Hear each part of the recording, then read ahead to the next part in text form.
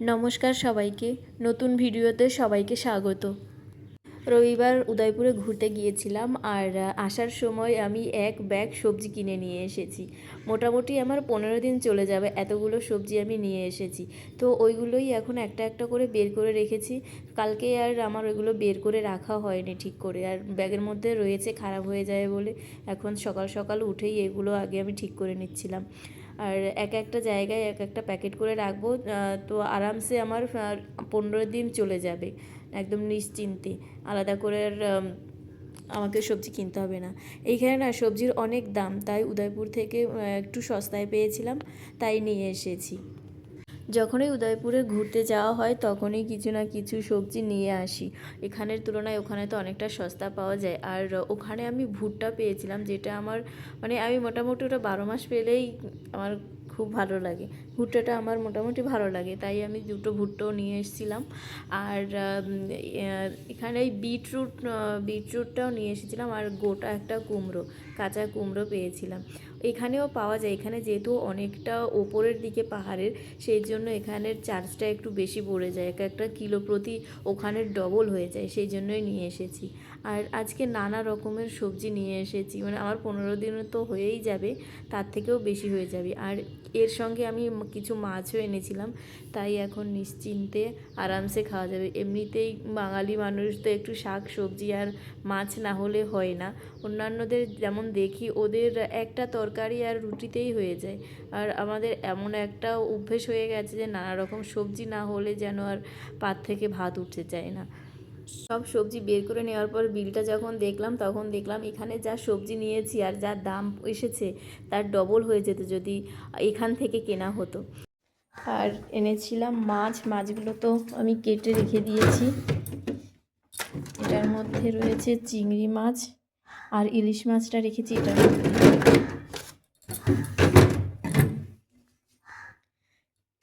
এখানেও রয়েছে পুরো মাছ, এটার মধ্যে ভর্তি, আর এটার মধ্যেও রয়েছে মাছ।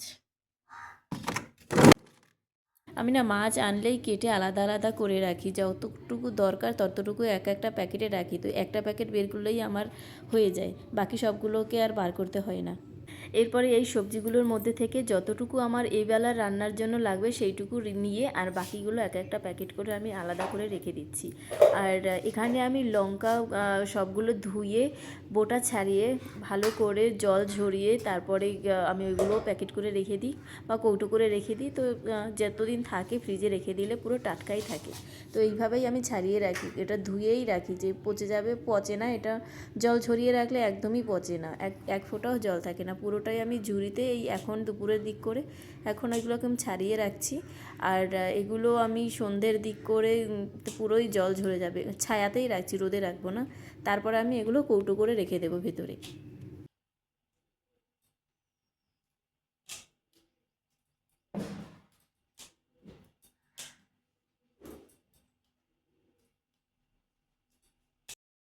তো এরপর আমি চলে এসেছি রান্নার জন্য। আর এগুলো আমি সবজি মোটামুটি সব কেটে রেখেছি। আজকে রান্না করব ইলিশ মাছ, কালকে এনে রেখেছিলাম। তো ইলিশ মাছ দিয়ে এই কলা দিয়ে ঝোল করব, আর চিংড়ি মাছটা যে রয়েছে চিংড়ি মাছ আর এই শসা আলু দিয়ে তরকারি করব, আর মূলো আলু একটুখানি মিক্স করে ভাজা করব। তো এই হচ্ছে আজকে আমার মেনু। আর এই লঙ্কাগুলোর আমি বোটা ছাড়িয়ে রেখে দিয়েছি, মানে ধুয়ে নিয়েছি, এখন জলটা ভালো করে ঝরবে, তারপর আমি প্যাকেট করে ফ্রিজে রেখে দেবো। আর মটরশুঁটিটাও তাই ছাড়িয়ে রেখেছি, অল্প জায়গার মধ্যে আমার হয়ে যাবে সেই জন্য। আর এই ধনেপাতার কিছু ডাঁটা রয়েছে, এগুলো আমি এই মুড়োর মধ্যে দিয়ে দেবো।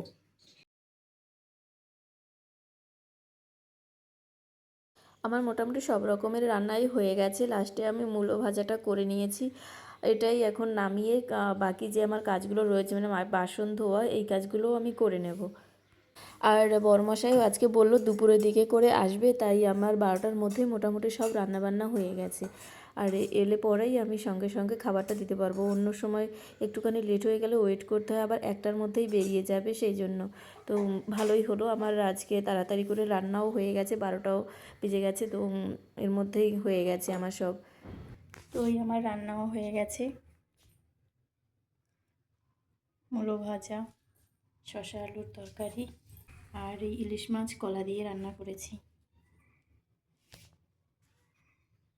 বরমশাইও এসে গেছে দুপুরবেলা খাবারের জন্য, ওই জন্য আমি তাড়াতাড়ি দুজনের জন্যই খাবার বেড়ে নিচ্ছিলাম। আমিও সকালবেলা হালকা কিছু খেয়েছিলাম, তাই দুজনে একসাথেই এখন খেয়ে নেব। তো ওই জন্য খাবারগুলো বেড়ে নিচ্ছিলাম। বাইরের দিকে আমি আসন পেতে রেখেছি, আর এখন ভাত বেড়ে আর তরকারি নিয়ে আমি নিচে এক এক করে রাখবো। তারপরে বরমশাইকে ডাকবো, ডেকে ও তাড়াতাড়ি করে খেয়ে নিলে একটুখানি রেস্ট করতে পারবে।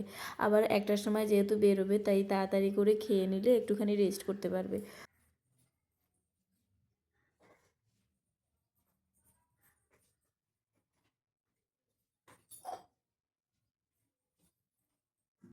চলে এসো, আমি রেডি করে নিয়েছি। এরপরে খাওয়া হয়ে যাওয়ার পরে যে বাসনগুলো ছিল সেইগুলো ধুয়ে নিয়েছিলাম, আর রান্নার বাসনগুলোও এখানে অনেকগুলো জমেছিল, তো ওইগুলোই ধুয়ে রাখছিলাম। এরপর একটুখানি রেস্ট করব ঘন্টাখানেকের মতো, তারপরে আবার আমার সেলাইয়ের যে কাজগুলো রয়েছে সেই কাজগুলো শুরু করব। তো এই ছিল আজকে আমার ভিডিও। কেমন লাগলো অবশ্যই কমেন্ট করে জানাবে। দেখা হচ্ছে পরের কোনো ভিডিওতে।